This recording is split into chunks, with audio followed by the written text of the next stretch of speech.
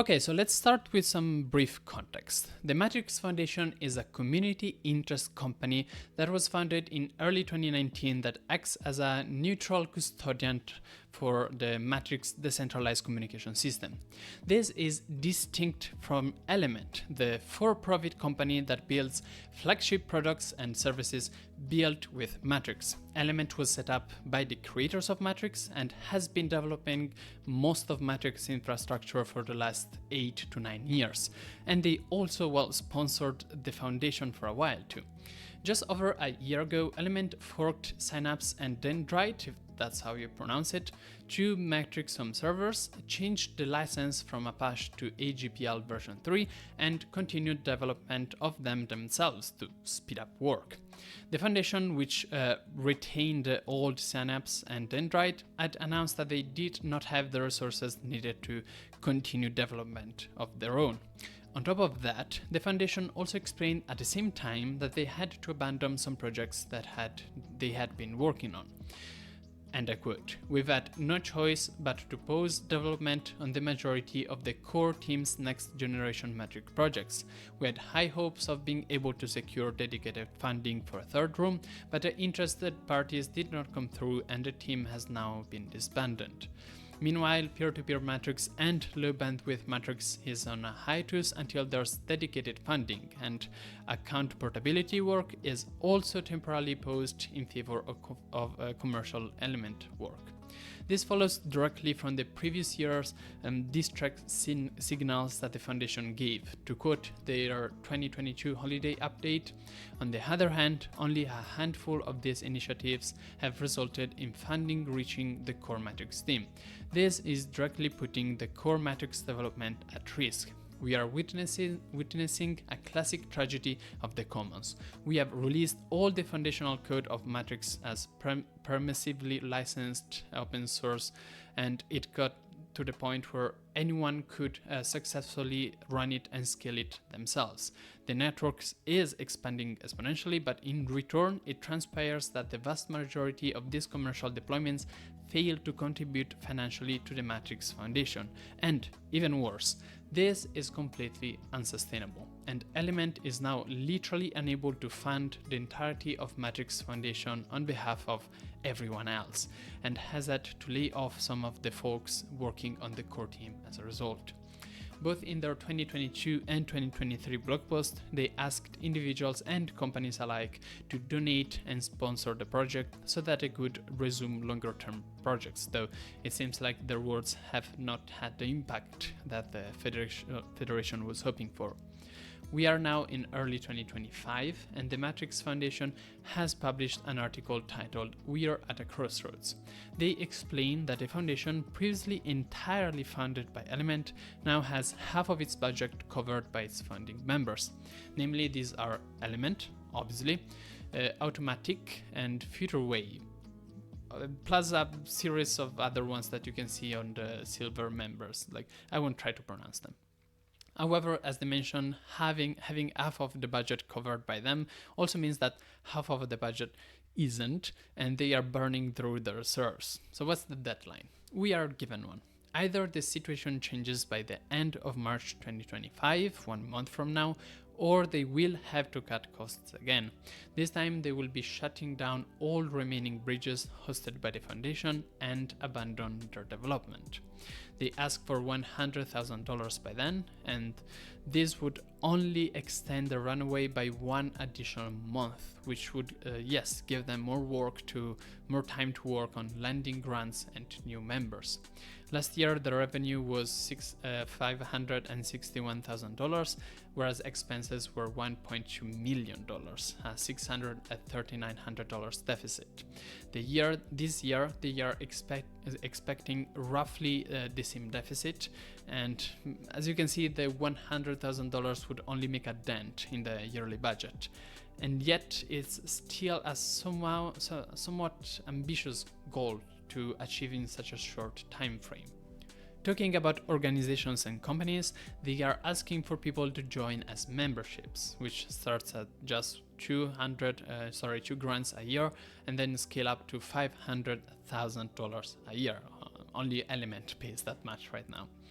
I currently only count 11 entities in their membership list, which makes me think that they have not managed to find new ones yet, but I have to admit I'm quite tempted to make Libra News join as a silver membership, but this channel also has a negative cash flow right now, so maybe that's not such a great idea. What do you think? However, the foundation is also asking for individual donations to the project. These are either donor box, Patreon, or LibraPay donations, and we can publicly see how many they received. On donor box, as an example, they have $100,000 as a goal, and they have received 72% of it, though it's not clear during what time frame they have achieved this. Between Patreon and LibraPay combined, they receive a total of 26 grants a year, something I would classify as not much, honestly.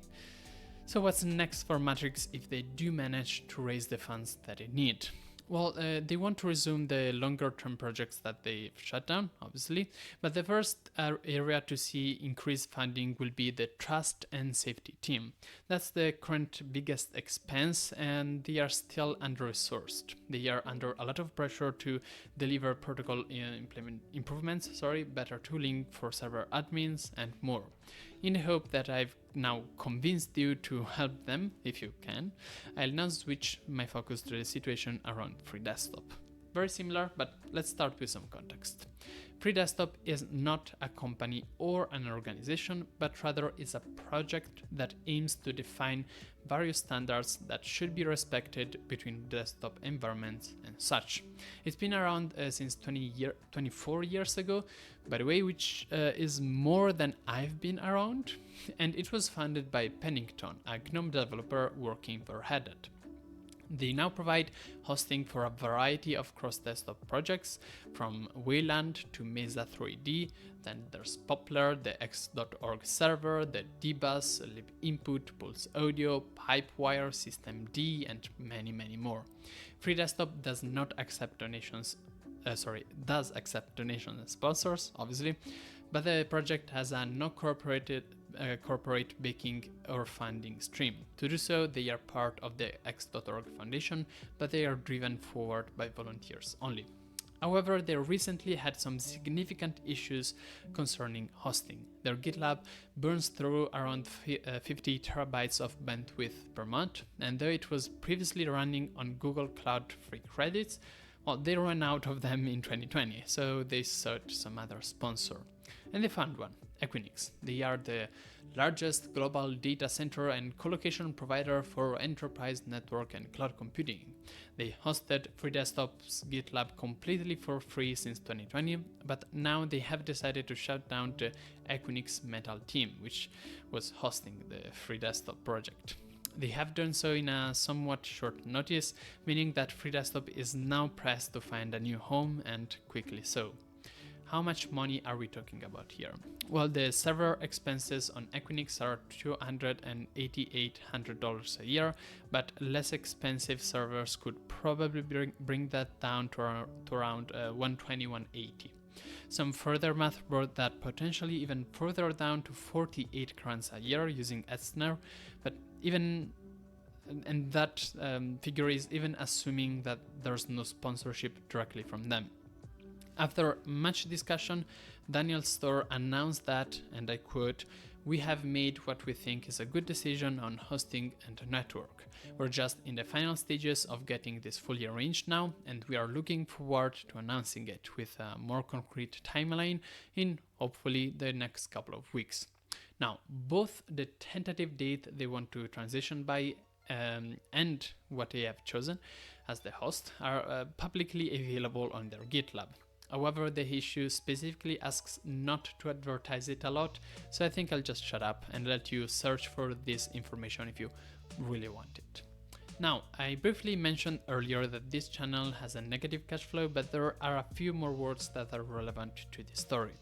When building the Libra News website, where you can find this article in video format, by the way, I needed some help, and Blahaj, I hope that's how you pronounce it, Blahaj.land reached out. They are not only hosting the website, but also helped me build it. So I think they deserve some of my money, but also a shout out. So let me tell you what they do.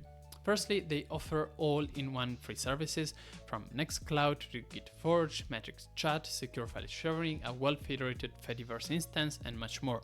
They support multiple upload methods like SFTP, private dashboard, Git integration, so that hosting is as simple as possible regardless of the website you're running, and their premium features are priced at just €1 per month, which does include custom domains, extra storage, and an automated DNS management. They are currently looking for contributors, so if you're a tech enthusiast, you can just go ahead and give them a hand to build all of this. This isn't some random company, like it's a community of very passionate, driven individuals. I can safely attest that. I've talked to them. And finally, they've just opened registration, so you can go ahead and create an account. All links in video description. They helped me a lot to make the website, so they totally deserve some love, so go give it to them. Anyhow, FreeDesktop is in a better situation compared to the Matrix Foundation. However, do let me say a few words. I don't think that it was by chance that we had two major open source projects threatened to shut down unless given more resources all in the same month. I believe that this should probably prompt us to reflect on the bigger fundraising situation within the free and open source world. The open source projects that are thriving seems to be those that are made to be for profit, such as Nextcloud, and only a few non-profit managed to raise enough to foster operations. In the past few weeks, here at Libra News, we've both covered individual project funding through donation campaigns, bringing KDE and KDE Live as examples, and the idea of allowing payments to buy free and open source applications on FlatApp. This article is just another piece in the puzzle of, the relationship between open source and capitalism, I guess. Money. Did I record audio this time? Because this was thick too. I didn't record audio last time.